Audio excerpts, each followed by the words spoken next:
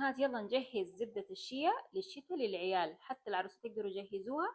كمان اللي حابة تعملوا مشروع برضو ينفع، مرة ممتازة. وما شاء الله دحين الشتاء مرة مطلوبة زبدة الشيا ومنتجاتها.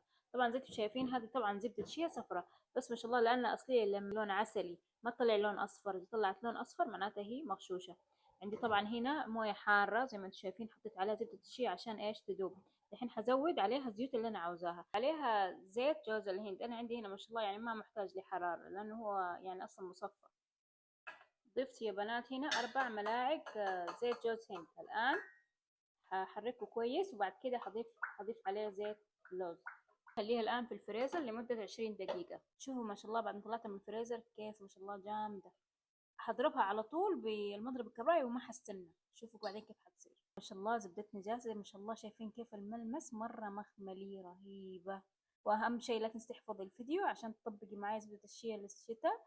ولا تنسوا تتابعوني تعملوا لي اعادة نشر. وشكرا حبايبي.